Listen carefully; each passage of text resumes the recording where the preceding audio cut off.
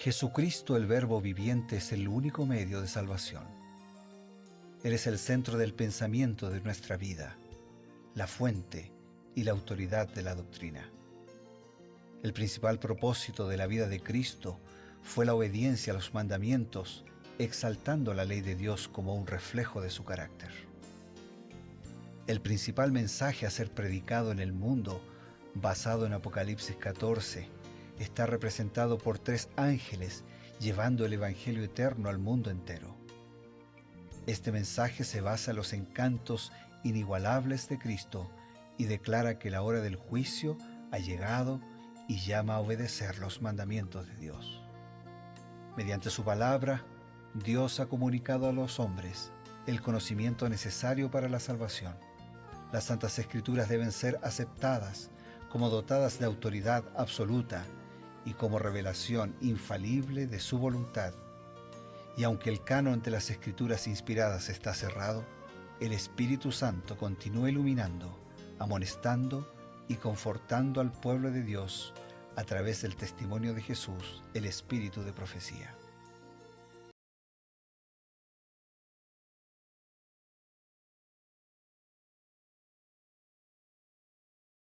Mujeres fieles que dedicaron sus vidas hasta la muerte por el Evangelio eterno.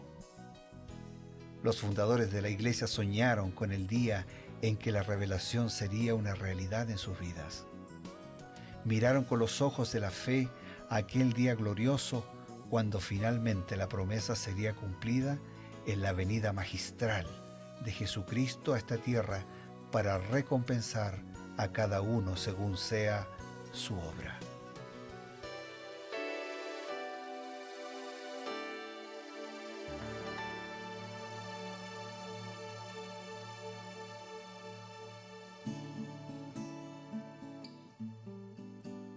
Estamos para comenzar su programa Creed en sus profetas.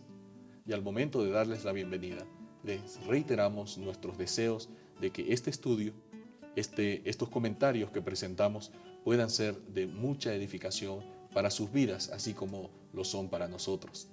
Creed en sus profetas investiga, analiza y presenta los pasajes concernientes a cada día que estudiamos la Biblia, un capítulo por día, y los ampliamos con el consejo inspirado. Justamente tenemos con nosotros al pastor Bruno Razo, con quien tenemos esta conversación, pero más que todo la presentación del consejo inspirado.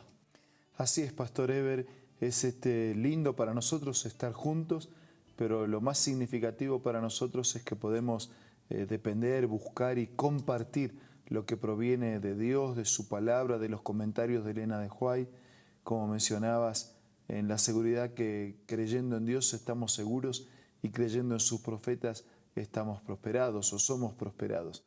Así que es una alegría estar nuevamente con amigos, con hermanos y detenernos en algunas lecciones, en algunos puntos específicos del segundo libro de Samuel, capítulo 20. Había pasado ya la revuelta de Absalón. Absalón había muerto. Pero al parecer algunos todavía tenían ciertas ideas, como que se había sembrado la semilla de la rebelión, y un hombre llamado Seba pensó, yo también quiero tener mi oportunidad de gobernar, así que se subleva. Pero quisiéramos investigar qué nos dice la inspiración sobre por qué Seba decide sublevarse. Voy a leer una declaración de Elena de White que dice así: la derrota de Absalón no trajo inmediatamente la paz al reino. Era tan grande la parte de la nación que se había unido a la rebelión que David no quiso volver a la capital ni reasumir su autoridad sin que las tribus lo invitaran a hacerlo. En la confusión que siguió a la derrota de Absalón no se tomaron medidas inmediatas y decididas para llamar al rey, y cuando al fin la tribu de Judá inició el plan de hacer volver a David, se despertaron los celos de las otras tribus y como consecuencia se desató una contrarrevolución, pero esta fue de inmediato sofocada y la paz volvió a reinar en Israel. Aún entre hermanos aún entre hermanos. Cuando Dios no reina supremo en todos, hay lugar para los celos, para la envidia, para las contiendas, para la rebelión, para la rebeldía, aún entre hermanos. ¿O acaso grandes hechos no han pasado en el mismo seno de una familia? Claro, la historia lo confirma. La historia lo confirma. Entonces, esto pasó así, que por esos pensamientos y sentimientos cerrados llegaron a acciones equivocadas, pero bueno, felizmente aquella situación pudo sofocarse, pudo controlarse y otra vez volvió a reinar la paz. Por eso es tan importante lo que dice Elena White en otra oportunidad, que la acción concertada y unida es muy importante para una familia, para una nación, para una entidad religiosa, ¿no? Esa acción unida y bien concertada es lo que mantiene a esa institución, a esa casa, a ese hogar en el camino, en el sendero cierto para su desarrollo. Y obviamente nosotros tenemos que mirar estos ejemplos, ¿no? No eran cohesionadas las tribus, no eran cohesionadas. Cada una luchaba por su territorio, reclamaba sus derechos. Dentro de la misma tribu también aparecían. De cuando en cuando, descontentos dentro de una misma tribu. Exactamente. Y bueno, realmente... Todavía hasta nuestros días, nos dice el dicho, pasa en las mejores familias. Claro. Y nosotros notamos que fue castigado severamente la traición de Seba, porque obviamente era alta traición.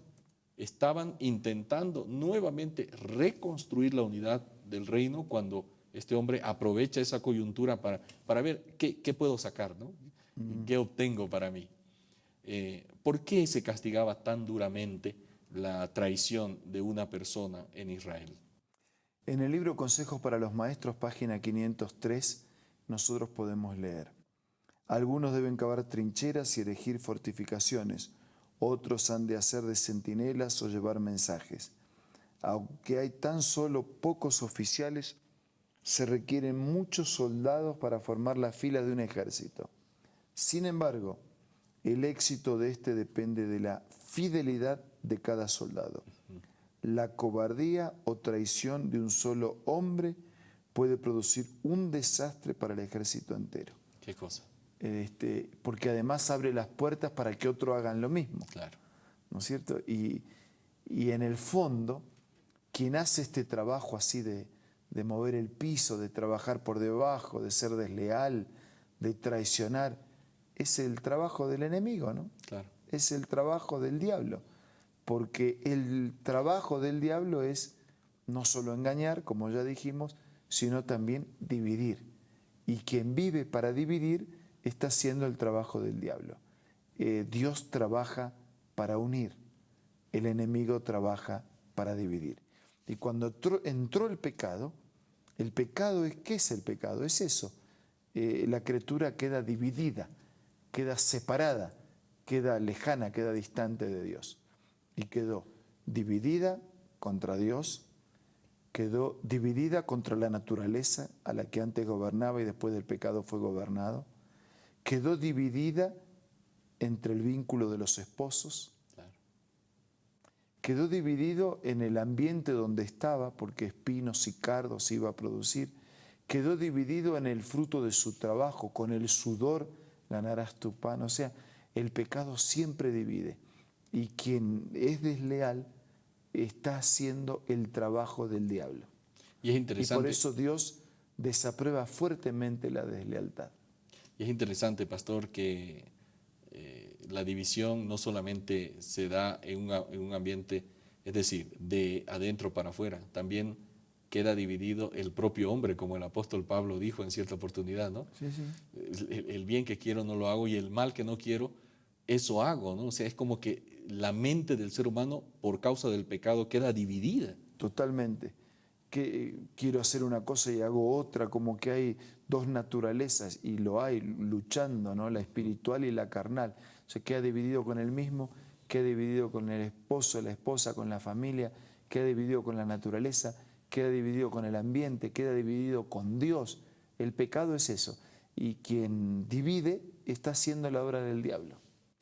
La cobardía y la traición de un solo hombre pueden producir un gran desastre en el ejército entero. Claro, primero porque como actúa de manera sorpresiva, intempestiva, nadie se espera. Así que puede producir más daño que todo un ejército de afuera. Claro. Pero además de eso, porque genera desconfianza. Y después el ambiente no es el mismo. Y porque les da idea a otros para hacer algo parecido. Es como podríamos, digamos, simbolizarlo ahora o ejemplificarlo como el cáncer que va internamente en nuestro organismo. No lo sabemos, pero esos tejidos se van contagiando y van produciendo algo que obviamente nadie espera, pero de pronto viene el colapso. Sí, la cobardía, la deslealtad es un cáncer, es un problema interno que va actuando, no se sabe cuándo, cuánto y cómo, y que en un momento explota y termina dañando todo el cuerpo. Realmente es triste porque mientras las personas que esperamos que hagan el trabajo, como decía la cita, ¿no?, que mencionó, algunos tienen que cavar trincheras, otros tienen que erigir fortificaciones, otros tienen que ser mensajeros, otros tienen que hacer de centinelas, ¿no? Cada soldado tiene una tarea específica, y si el soldado no cumple, dice que el éxito depende de la fidelidad de cada soldado. Porque para que se rompa una cadena hace falta que se rompa solo un eslabón. Claro, qué interesante. Miren ese ejemplo. Para que se rompa una cadena, basta que un solo eslabón se rompa y la cadena queda deshecha. Amigos, mientras pensamos en la profundidad de estas palabras, nosotros vamos a recibir un consejo importante y enseguida retornamos. Hola, hoy tengo otra cita muy linda para compartir. El Dios del cielo luchó consigo mismo entre dejar que el hombre culpable pereciera o entregar a su cariñoso hijo para que muriese por la raza humana. Los ángeles estaban tan interesados en la salvación del hombre que entre ellos se podía haber encontrado a quienes habrían renunciado a su gloria y dado su vida por el hombre que perece. Pero, dijo el ángel, eso no serviría de nada. La transgresión era tan enorme que la vida de un ángel no podía pagar la deuda. Únicamente la muerte e intercesión de su hijo podía pagar la deuda y salvar al hombre perdido de la tristeza y la miseria sin esperanza. Qué linda cita, ¿verdad? Esta tú la puedes encontrar en este libro maravilloso, Primeros Escritos, escritos por Elena G. de White. Puedes descargar esta aplicación ingresando al App Store o al Play Store, buscando Elena G. de White.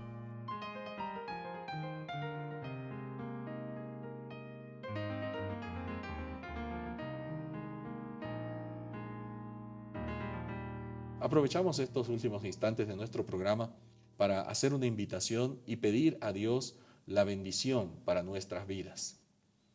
Amigos, así como un solo soldado desleal y cobarde arruina todo un ejército, todo un pueblo, un solo pecado puede arruinar toda una vida. Si hay algo en tu vida que debe ser colocado delante del Señor para que lo perdone y para que transforme la existencia, hagámoslo y hagámoslo ahora. Señor, te colocamos nuestra vida como está, con lo que tenemos y con lo que no tenemos, con lo sano y con lo enfermo, para pedirte por favor que nos cures, que nos limpie del pecado y que nos hagas vencedores de todo aquello que tiene que ser vencido en nuestra vida. Bendícenos a todos, cúbrenos con tu gracia, oramos agradecidos en el nombre de Jesús. Amén. Amén. Creed en sus profetas, el programa se despide momentáneamente, pero tenemos la promesa y la esperanza que Dios mediante nos reencontraremos el día de mañana.